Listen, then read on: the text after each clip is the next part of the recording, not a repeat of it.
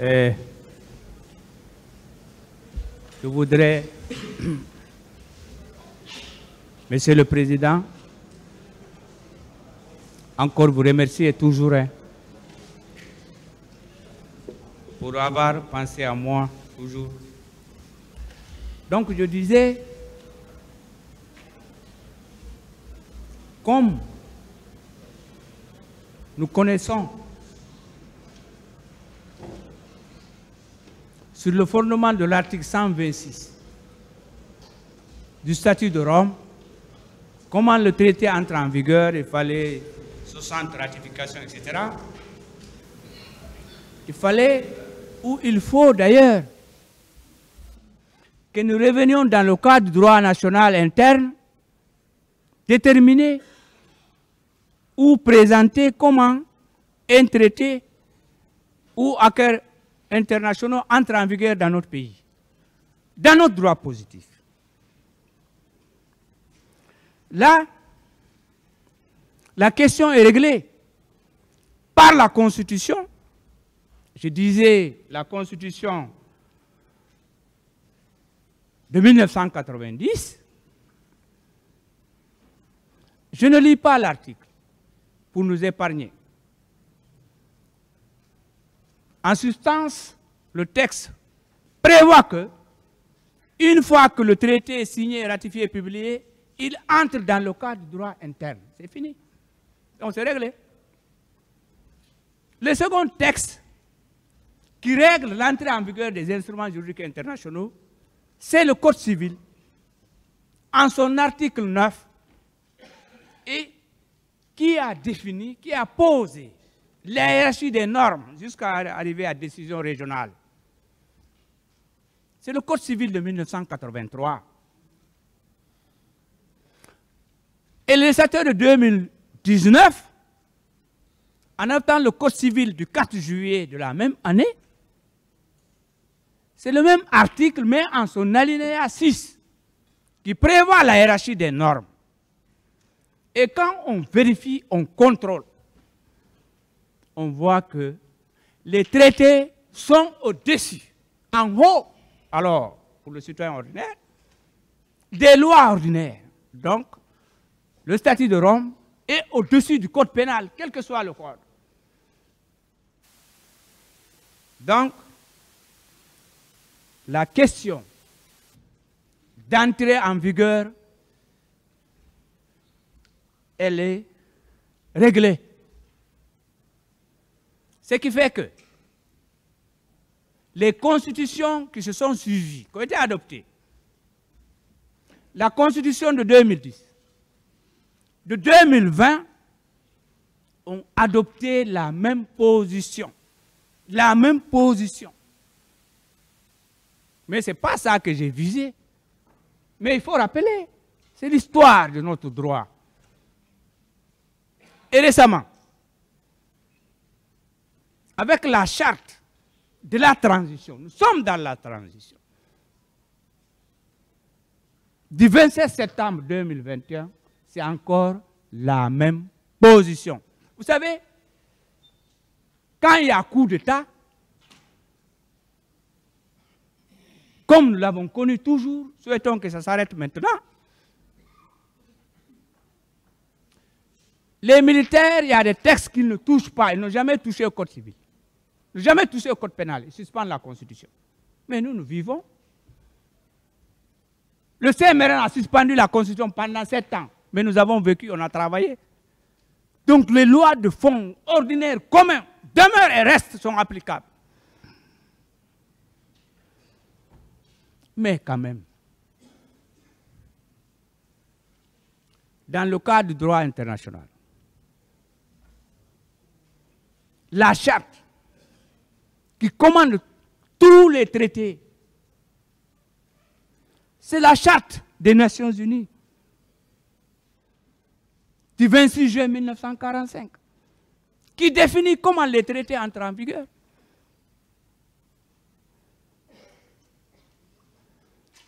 En son article 110, alinéa 3, en son article 110, alinéa 3. En le lisant, ça devient redondant. Également, la Charte africaine des droits de l'homme et des peuples du 21 octobre 1986, en son article 63, alinéa 3, c'est la même position.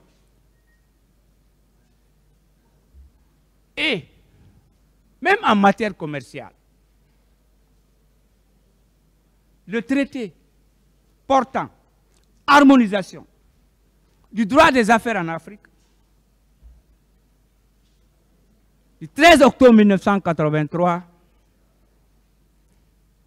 en son article 52, alinéa 2. Là, je vais lire, il n'est pas long.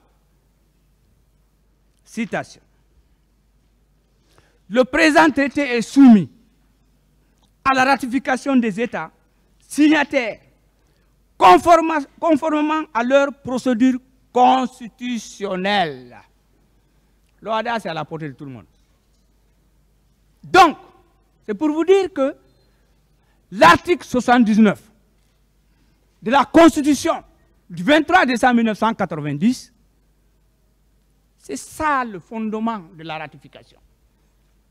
Au côté, l'article 9 du Code civil. Donc voilà, Monsieur le Président, expliquer de l'adoption à l'entrée en vigueur. On répliquera.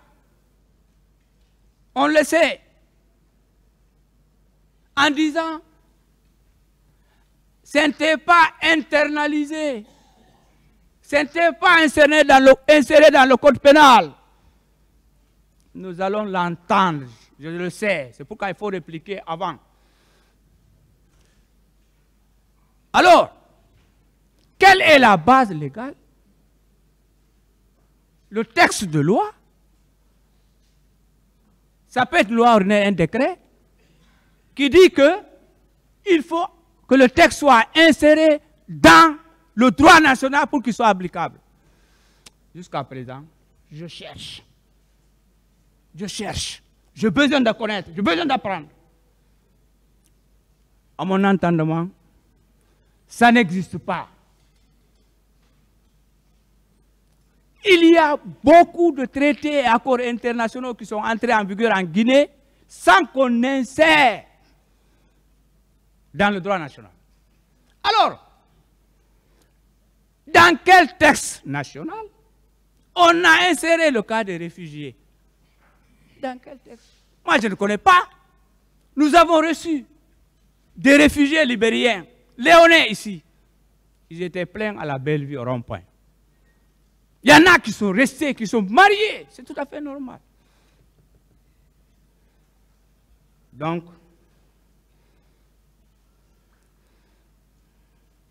c'est pour dire internalisation, insertion. Ça, je mets ça entre guillemets. Parce qu'ici, c'est le droit positif. Il faut utiliser le droit. À défaut, on est dans le néant et nous ne devons pas être dans le néant avec ces crimes aussi graves. Nous ne devons pas être dans ça avec leur liberté aussi. On ne doit pas jouer, moi personnellement. Voilà la question d'entrée en vigueur du traité.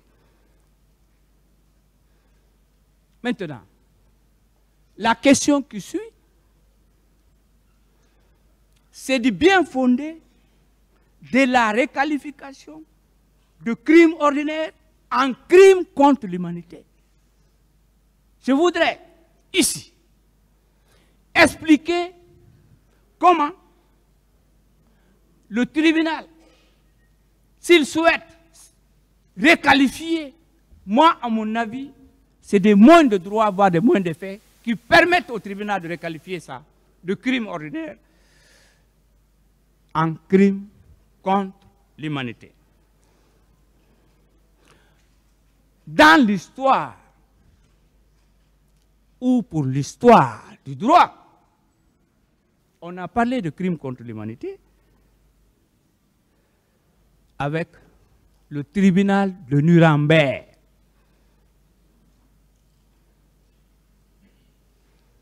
C'est le tribunal, lorsqu'on a créé le tribunal de Nuremberg et de Tokyo, en 1945, après la Deuxième Guerre mondiale, qui a fait des millions de morts.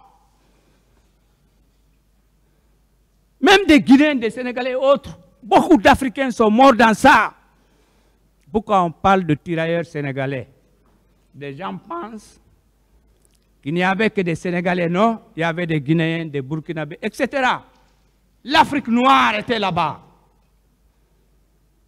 C'est pourquoi ça fait très mal, ça me choque quand je vois les enfants, mes enfants, nos enfants se noyer dans la Méditerranée. On a sauvé ces gens-là.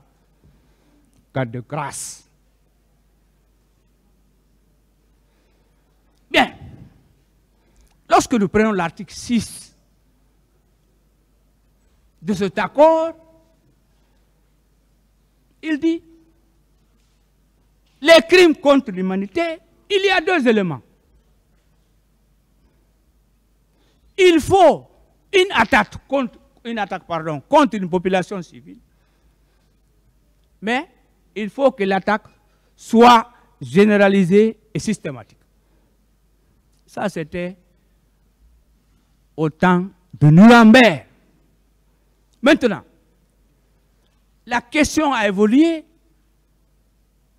avec les TPY, c'est-à-dire c'est la Yougoslavie, Rwanda, Sierra Leone, etc., et autres. Il y a tellement de décisions en la matière. Toujours la même position a été maintenue. On n'est plus régi par ces textes de Nuremberg. On n'est plus régi par le TPY, Yougoslavie, etc. Aujourd'hui, les faits dont le tribunal, votre tribunal est saisi, à notre avis, étant des crimes contre l'humanité, sont régis par le statut de Rome du 7 juillet 1998. Et là, ce statut, en son article 7, prévoit les crimes contre l'humanité. Prévoit. Et là aussi, il est long. Je vais vous épargner beaucoup de choses. Je lis le premier paragraphe avec votre permission. Au fin du présent statut, on entend par crime contre l'humanité l'un quelconque des actes ci-après, lorsqu'il est commis dans le cadre d'une attaque généralisée ou systématique lancée contre toute population civile et en connaissance de cette attaque. Voilà comment le statut définit les crimes contre l'humanité. C'est vraiment clair. Même à l'école primaire, le français là, il est facile, on comprend. Ce qu'il faut préciser, sans il est long, ce qu'il faut dire, c'est que les crimes ordinaires là, c'est ça que ce sont des crimes contre l'humanité. C'est le meurtre. Il énumère le législateur international. Etc., viol, etc., déportation, disparition, etc. Parce que le public, ou le non-informé, pardon, tout le monde n'est pas juriste. Beaucoup pensent que les crimes contre l'humanité, c'est autre chose que des crimes de meurtre. Ce sont les crimes de meurtre, de viol, de déportation, d'extermination, etc., qui constituent les crimes contre l'humanité. La question, quelle qu'est-ce qu'il faut? Comment faire la différence entre crime ordinaire et crime contre l'humanité? C'est tout, c'est la question là qu'il faut régler. Moi, je pense, et se règle de la façon suivante. 1. C'est la manière de commettre le crime et les personnes victimes et les auteurs. C'est ce qui fait la différence entre crime ordinaire et crime contre l'humanité. Mais,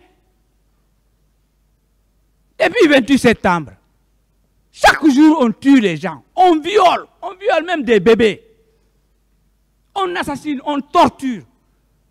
Mais on n'a jamais dit que ce sont des crimes contre l'humanité. Pourquoi? Parce que ce n'est pas une attaque systématique et généralisée contre une population civile. Mais ce qui s'est passé au stade, je n'en reviens pas, ça a été contre une population civile. Bien.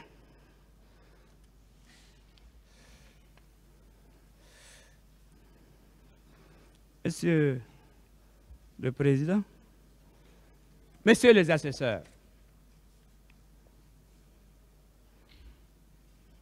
je dis que l'article est long. Peut-être mes confrères de la partie civile vont lire tout l'article pour une économie de temps et de tout. Bien. Maintenant, il faut accuser par accuser ici. Il faut accuser, je dis par accuser, démontrer leur responsabilité et, à notre avis, prouver qu'effectivement, ils sont responsables de ce qui s'est passé pendant les événements du 28 septembre et les jours qui ont suivi. Là, j'ai tout simplement suivi l'ordre d'intervention des accusés. Ce n'est pas une discrimination. Je dis bien, j'ai suivi l'ordre d'intervention des accusés. Sauf erreur. On a commencé avec le colonel. Si je heurte votre grade, vous m'en excusez. Je peux oublier. Nous avons commencé, le tribunal a commencé à interroger au fond ici, publiquement, par le colonel Moussa Thieboro Kambara. Avec lui, a rappelé que le colonel a été entendu devant le pool des juges d'instruction le 30 avril 2011, suivant procès verbal devant le pôle. Il a fait des déclarations.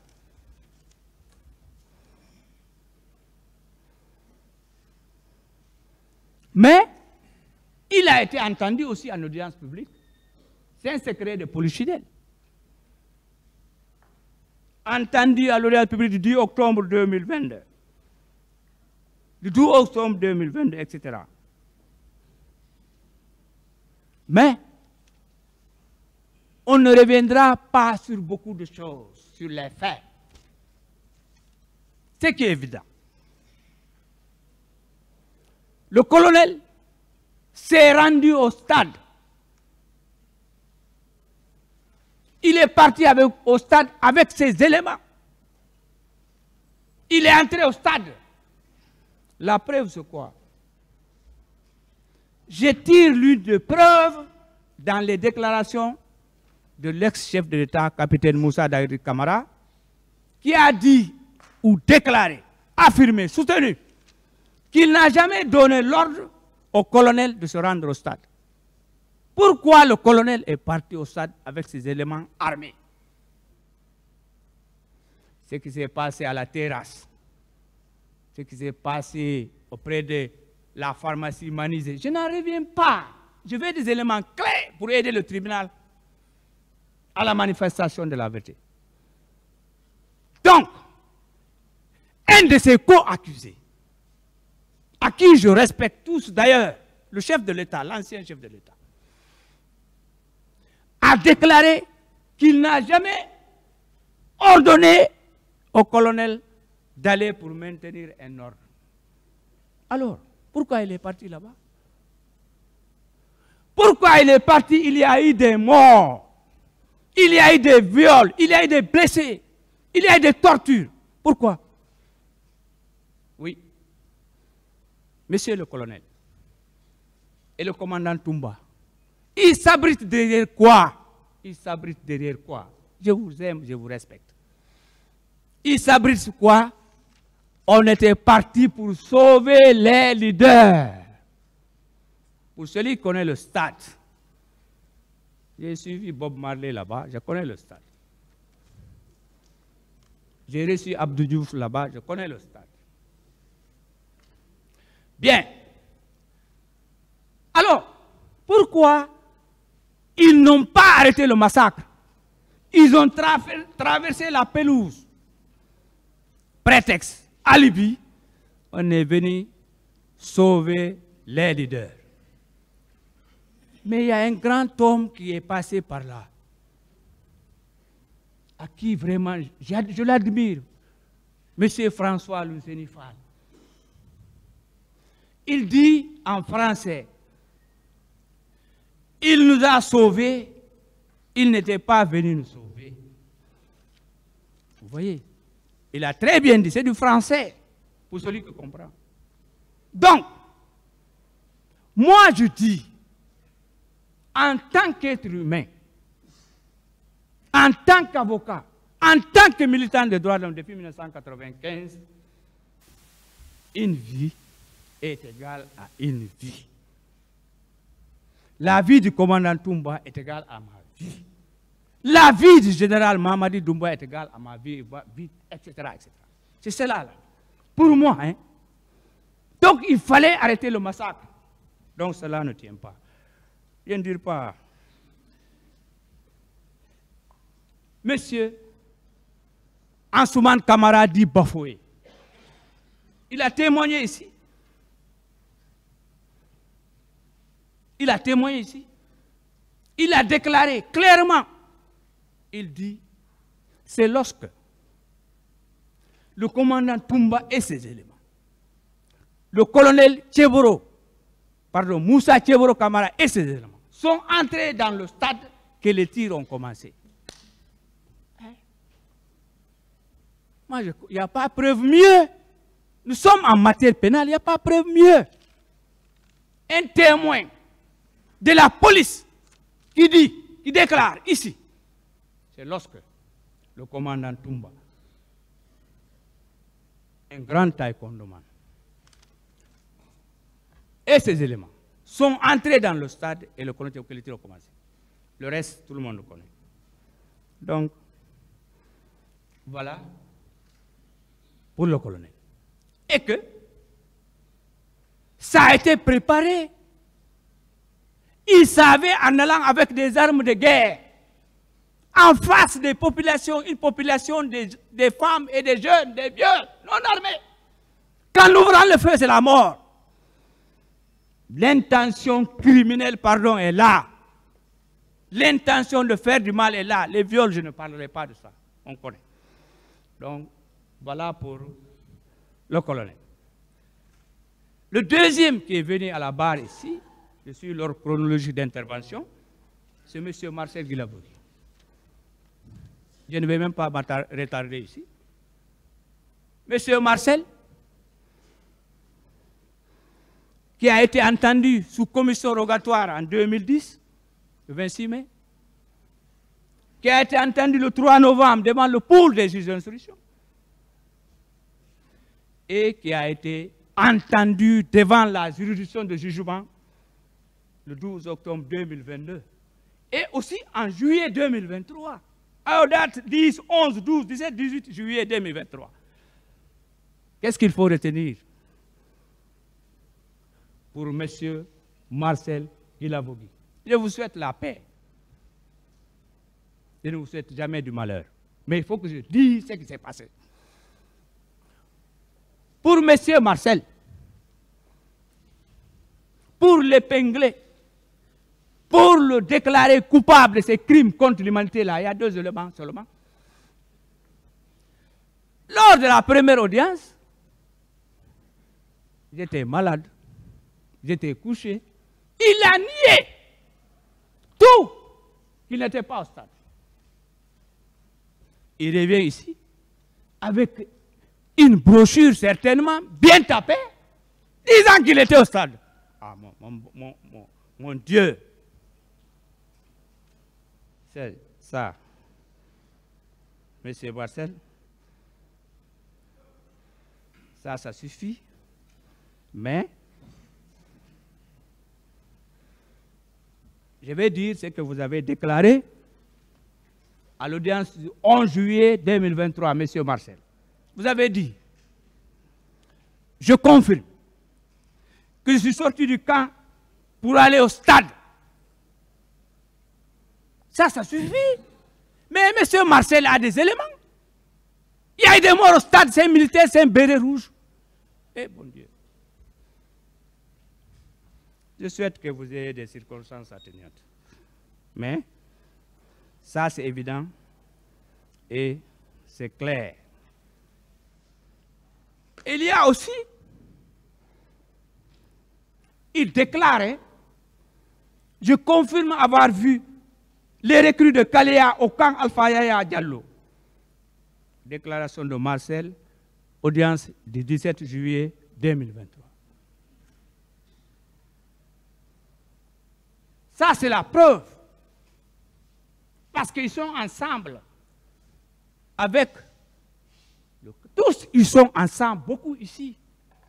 Je vais citer le commandant Toumba, l'ancien chef d'État, Moussa Tcheboro, et autres. Donc, la milice ou les éléments de Kaléa, c'est un accusé qui nous dit, ils étaient venus. Il y a aussi Soumaoro qui l'a soutenu ici, un témoin qu'on a torturé au 30 escaliers. Que les jeunes de Kaléa sont venus du 25 au 26 septembre 2009, lors d'intervention. C'est M. Abouakar Sidiki Diakité. Le commandant était à Dakar. Il a été arrêté là-bas. N'entrons pas dans ces petits détails des juridictions sénégalaises et autres affaires étrangères. Ne parle pas de cela.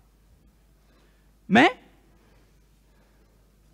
il dit, à l'audience, dans votre procès verbal, dans son procès verbal, il dit, non, ce n'est pas Dadis qui m'a ordonné d'aller au stade. C'est écrit noir sur blanc dans son procès verbal. Alors, qui l'a ordonné d'aller au stade? On sait que le commandant Toumba, il a toujours des éléments. Pourquoi il a des éléments? Je rappelle.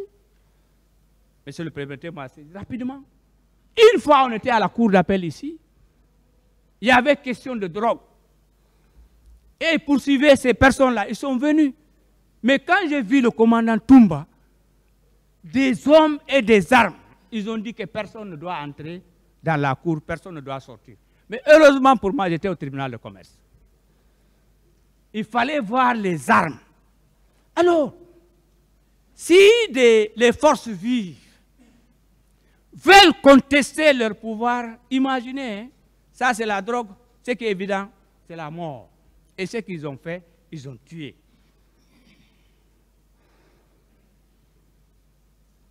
Le témoin, Ansoumane Kamara Bafoué, aussi a dit que c'est lorsque le commandant Toumba est entré au stade, avec ces éléments, que les tirs ont commencé. Maintenant, récemment, à l'audience du 17 avril 2024, Monsieur le Président, donc ça c'est récent, pendant l'audience de confrontation, qu'est-ce qu'il déclare, Monsieur Toumba? Il dit, l'armée c'est un nom commun. Je comprends ce français. Il dit, lorsque lorsqu'un militaire se rend coupable d'un fait, c'est toute l'armée. Ça, vous l'avez déclaré. J'ai noté et c'est enregistré. C'est vérifiable. Alors, lorsque l'armée, des gendarmes, des milices de Kalea ouvrent le feu vers 11 h dans un stade où il y a beaucoup de gens, ça c'est une population civile. Donc, sans compter, il y a beaucoup de témoignages. Je viens pour messieurs C.C. Raphaël Haba.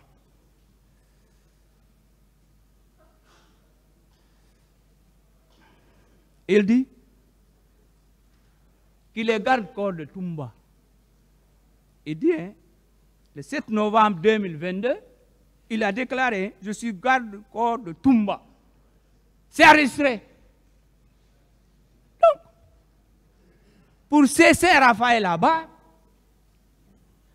étant avec un commandant, avec des bérets ou des pick-up, ayant ouvert le feu au stade, Monsieur le Président, la question ne se pose pas si M. C.C. Raphaël là-bas est impliqué.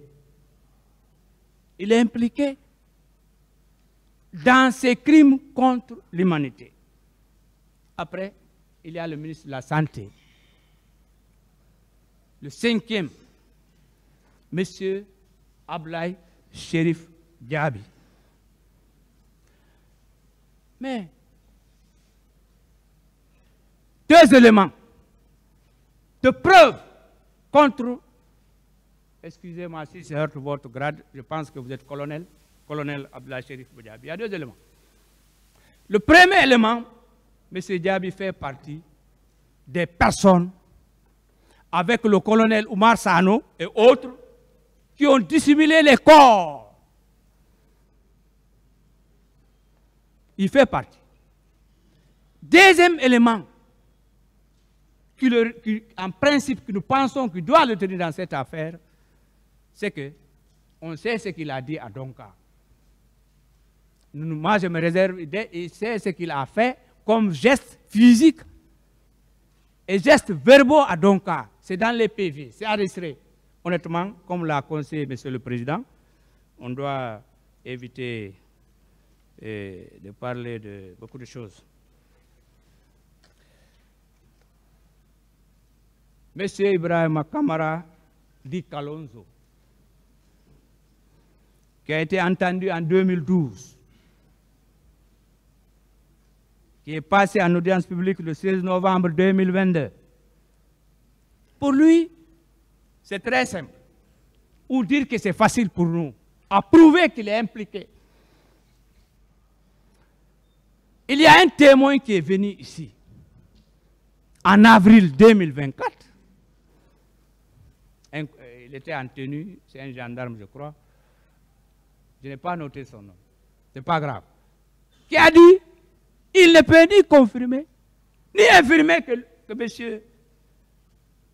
Kalonzo est sorti. Et il dit que M. Kalonzo n'était pas au violon.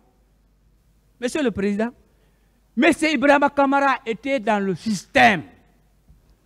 Donc, moi j'estime qu'il est sorti, il a opéré et il est revenu.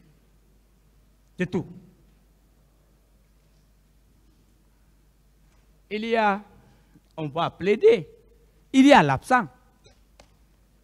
C'est le commandant Claude Pivy. Si je heurte son grade, chers confrères, excusez-moi. D'abord, les destructions sur l'axe, il fait partie. Il était dans le commandement de destruction des boutiques et autres sur l'axe. Il était à la Bellevue.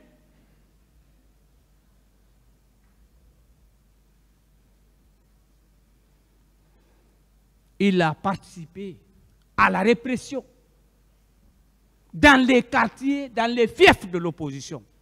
Il dirigeait l'équipe ou les équipes. Monsieur le Président, donc, malheureusement, il n'est pas là, mais ce qu'il a déclaré dans son procès verbal, les témoignages des victimes, etc., c'est suffisant pour le retenir dans les liens de culpabilité de crime contre l'humanité. Parce que ce n'est pas parce qu'il est absent qu'on ne doit pas le juger. La loi est très claire. L'absent, l'évadé, je ne sais quoi, on le juge par contumace. Comme on est en matière criminelle. En matière délictuelle, hein, par défaut. Mais lui, c'est par contumace. Heureusement, il a été déjà entendu. Les débats, l'essentiel débat, se sont déroulés en sa présence.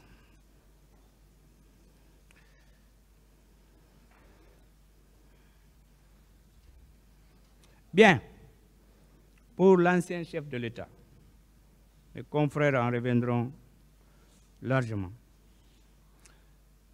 Sa responsabilité, on ne développe pas devant, c'est d'abord le fait d'envoyer, de recruter la milice de Kaléa. C'était sous son autorité, Monsieur le Président. Et la milice, les éléments de Kaléa sont intervenus au stade avec des machettes, des coupes, des haches, des bâtons, des gourdins.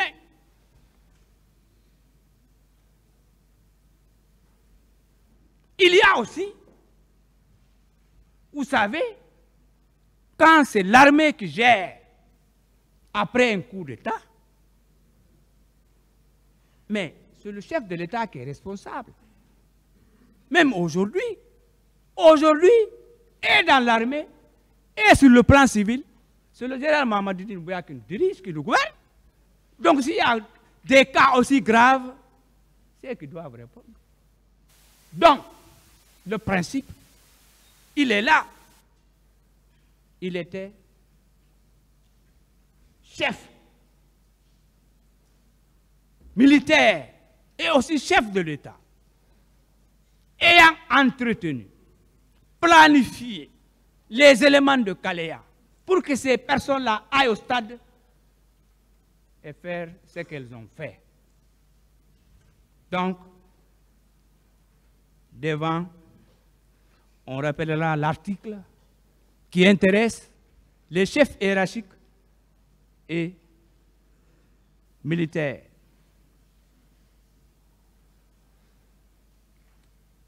Avant d'aller, je rappelle aussi, à l'audience du 19 décembre 2022, le capitaine a déclaré ceci. À ma connaissance, il y a eu des tirs au stade parce qu'il y a eu des morts. Ça, c'est du capitaine. Hein? J'ai noté, ça, ce sont mes notes d'audience. Il dit, il y a eu des tirs au stade. C'est le fait des militaires. Mais écoute, comment les militaires? C'est d'abord le chef de l'État. Parce que si le chef de l'État dit au ministre de la Défense, ne fais pas ça, il ne le fera pas. Si celui-ci dit au chef d'état-major, ne fais pas ça, il ne le fera pas. Ainsi de suite. Selon l'échelon, la hiérarchie. C'est ça sa responsabilité.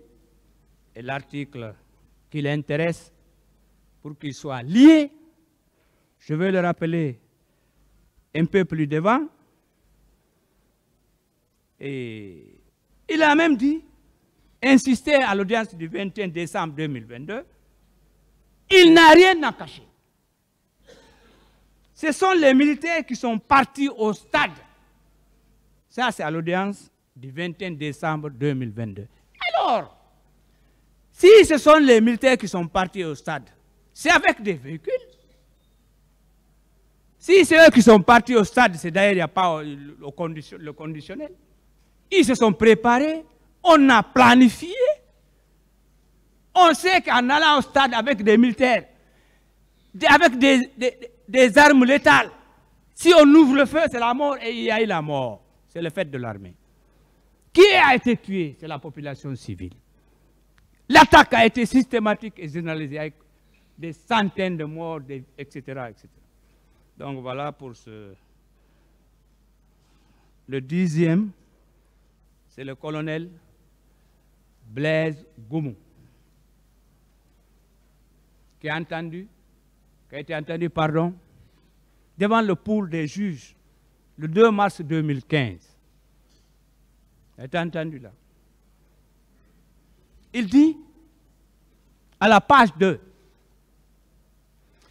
je précise que notre service n'était pas là pour assurer le maintien d'ordre. Alors, si vous n'étiez pas chargé en ce moment, en 2009, du maintien d'ordre au stade, pourquoi vous êtes parti là-bas? Nous connaissons la loi qui régit le maintien d'ordre, a défini quand est-ce que l'armée doit intervenir, c'est par grade. Police, gendarmerie, après armée, après état de siège, etc. Mais le fait pour lui d'aller au stade, il n'est pas chargé du maintien d'ordre, mais ce n'était pas pour caresser les manifestants. Ce n'était pas pour sauver les manifestants. C'était pour faire du mal. Nous connaissons ce qui s'est passé.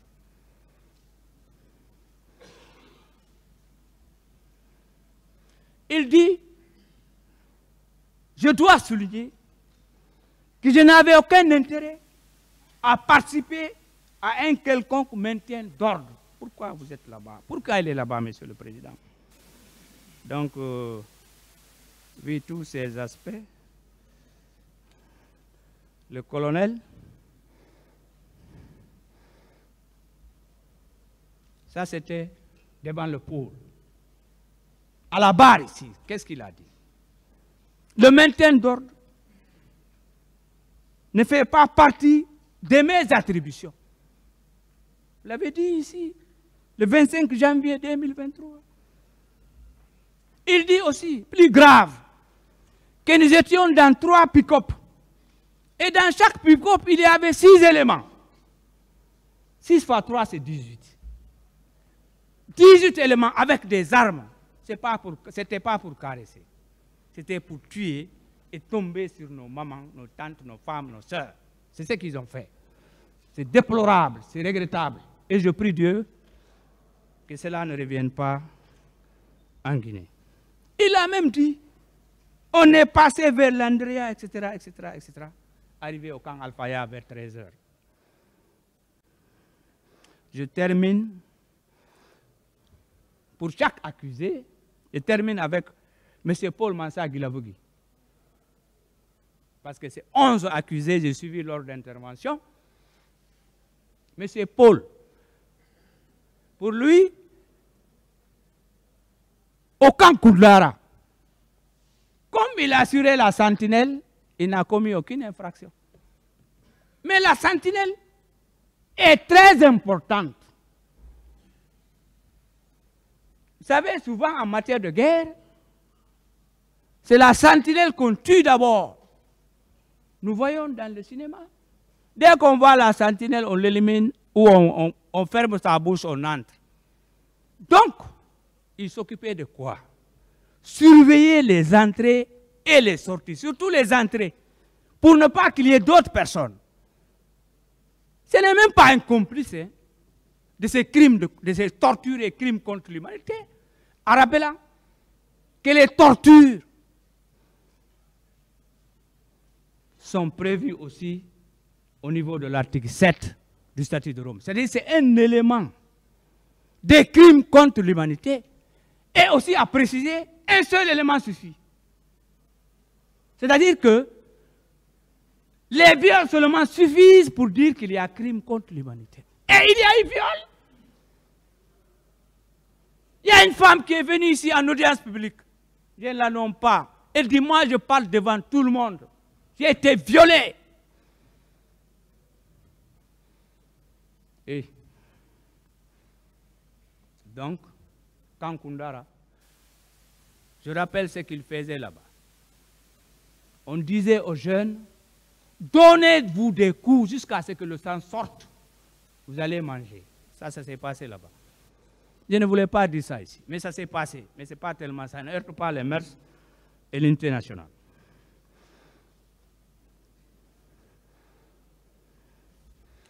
Il a même dit qu'il était au Kankundara, à le du 7 février 2023, comme complément d'effectif.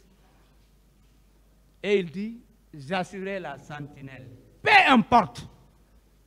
C'est-à-dire, même si vous n'étiez pas dans l'armée, même si vous étiez venu de Sigiri ou de Maniana ou de Dabola ou de la Côte d'Ivoire, le fait de se retrouver là-bas, vous tombez sous le coup de la loi pénale. Ce n'est pas la nationalité qui importe en matière pénale. En matière pénale, c'est la personne. Il est clairement dit, au niveau de l'article 9 du Code civil 83 et 2019, que les lois de police et de sûreté obligent tous ceux qui vivent sur le territoire national. En d'autres termes, si un Chinois viole le fer rouge à Koulewondi, le policier arrête son véhicule. Si un Guinéen, la même chose. Donc, peu importe la nationalité, M. Guilavogui, voilà. Bon, voilà pour les accusés. Maintenant, il faut revenir sur des questions de droit avant de présenter nos demandes des intérêts civils.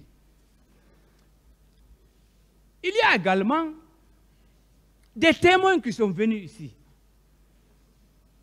que nous avons suivis. C'est comme M. Mamadi Souanoro, le 16 janvier 2024. Il a dit ce qu'il a subi au 32 escalier. Il s'est fait mort. Mais on a torturé. Hein? On a torturé les gens. Et c'est ce monsieur-là qui a dit ceci ce jour devant le tribunal. Le 24 et 25 septembre 2009, les gens de Kaléa sont venus à Conakry. Ça, c'est beaucoup. Pour le cas des disparus, Monsieur le Président, le professeur Hassan Ba nous a dit ici, officiellement, qu'il y a une fosse au cimetière de Cameroun, environ peut-être 25 corps, peut-être au-delà. Ça a été découpé et jeté là-bas. C'est extrêmement grave. Le cas des disparus, c'est en partie réglé. Il y a eu Dr Siké, qui nous a parlé près de 800 blessés, etc. Tout ça, c'est pour vous dire que sur le plan des faits et des déclarations qui ont été faites et devant les juges d'instruction et devant la juridiction de jugement, nous estimons et nous sommes convaincus que ces personnes que vous avez devant vous, les 11 renvoyés, ce sont les présumés auteurs des crimes contre l'humanité qui ont été commis en 2019. Bien. Cela étant dit, il faut démontrer maintenant l'existence de la base légale des crimes contre l'humanité. Nous revenons sur le droit maintenant encore. Bien. Il a été invoqué par la défense, ici, le principe ni l'un crimen sine lege, ni la pena sine lege. Ils ont soutenu ce principe, mais ce principe n'est pas opportun ici. Ce principe n'est pas applicable. Au vu de quoi, Monsieur le Président? Au vu de l'article 11 du statut de Rome, qui n'est pas long, permettez-moi de le lire. La Cour n'a compétence qu'à l'égard des crimes relevant de sa compétence commis après l'entrée en vigueur du présent statut. Donc, que mes confrères savent déjà, mais je respecte leur rôle. J'étais là-bas, j'allais faire aussi plus que ça peut-être. Mais, ici, ce sont les principes. L'article 11 du statut dit les crimes commis avant, je ne suis pas compétent. La Cour n'est pas compétente. Et si la Cour n'est pas compétente, à contrario, la Cour est compétente, ainsi que les juridictions nationales, comme nous sommes en train de la faire, la Guinée est en train de faire avec fierté, avec cette jeunesse. Les crimes du 28 septembre ont été commis après 2003.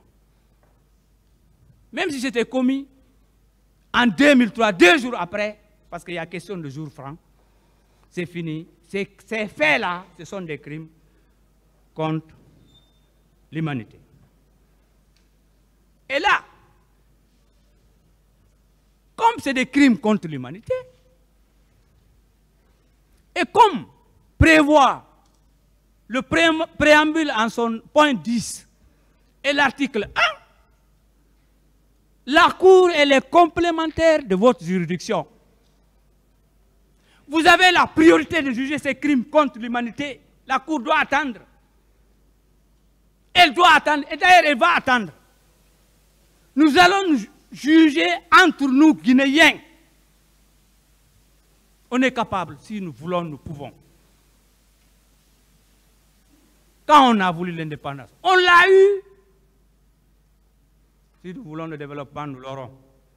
Donc, en termes de complémentarité, le préambule en son point 10, il faut rappeler que le préambule, c'est une partie intégrante du statut. C'est comme la Constitution.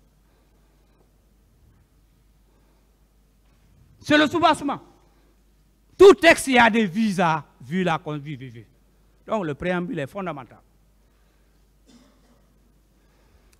En son point 10, dans le préambule, il dit, soulignant que la Cour pénale internationale, dont le présent statut porte création, est complémentaire des juridictions pénales nationales. C'est que vous, je le dis, j'assume, vous, brillants magistrats, jeunes magistrats, c'est ce que vous êtes en train de faire. Et l'article 1 renchérit, il est créé une Cour pénale internationale, on met entre guillemets la Cour, en tant qu'institution permanente qui peut exercer sa compétence à l'égard des personnes pour les crimes les plus graves et à une portée internationale au sens du présent statut. Elle est complémentaire des juridictions pénales nationales. Donc la Cour pénale n'a rien à voir ici. Mais pour prouver que ce sont des crimes contre l'humanité, encore davantage, Monsieur le Président, Messieurs les assesseurs, depuis le 14 octobre 2009, le bureau du procureur a effectué plus de 20 missions en Guinée. Et la dernière, c'est en mars 2024, c'est récent. Pourquoi le bureau du procureur vient en Guinée? Pourquoi le procureur Khan est venu ouvrir le procès, venu assister à l'ouverture du procès? Pourquoi? Nous devons nous poser cette question. Pourquoi il ne vient pas ouvrir les procès criminels qui se passent à Koundara, à Kankang et à Dalaba? C'est parce que ce sont des crimes ordinaires, parce qu'ici, ce sont des crimes contre l'humanité. Donc, lui, il est venu ici. Mais la procureure, Mme Fatou Bensouda, est venue ici. En 2011. On s'est entretenu à l'archevêché. Pourquoi elle vient? Pourquoi elle venait? Pourquoi le bureau de procureur vient? C'est parce que ce sont des crimes contre l'humanité. À rappeler que ce sont des crimes contre l'humanité, c'est parce que la répétition est pédagogique.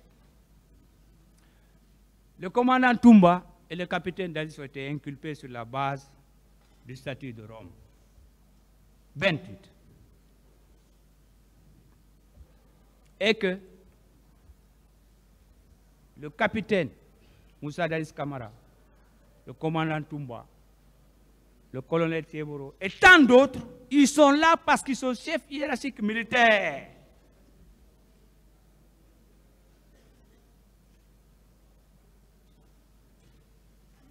Et là, l'article 28 est long, je ne le lis pas. Aussi, pour justifier que ce sont des crimes contre l'humanité, Monsieur le Président, quand il y a eu les massacres, il y a une commission internationale qui a été créée, qui a fait des enquêtes. Dans l'une de ses conclusions, il est clairement mentionné à la page 2, que les événements du 28 septembre, ce sont des crimes contre l'humanité. Ça, c'est pour vous justifier, pour que ces faits-là soient requalifiés. Le réquisitoire du 8 février 2010 de monsieur le procureur général, monsieur Mastrazi Fofana, que son âme repose en paix, a visé le rapport international d'enquête des Nations Unies, mais aussi il a visé le rapport national. C'est pour vous dire que c'est des crimes aussi graves. Pourquoi on a désigné 3 juges? Il y a que un comité de pilotage a été mis en place en 2018 pour suivre ce procès. Le Haut Commissariat des Nations Unies aux droits de l'homme, dont je vois le représentant, le Haut Commissariat là, c'est grâce à l'affaire du 28 septembre que ce Haut Commissariat là est venu en Guinée. C'est pour suivre le procès. Il y a même un représentant des Nations Unies, M. Bal, qui est dans la salle, qui suit ce procès, qui fait des comptes rendus au niveau des Nations Unies. Pourquoi on le fait? C'est parce que ce sont des crimes contre l'humanité. Donc la question ou le principe no bis in idem ne s'applique pas ici. Une autre question de droit, parce que ils vont répliquer, est-ce que la juridiction là est compétente pour requalifier les faits? Je dis oui.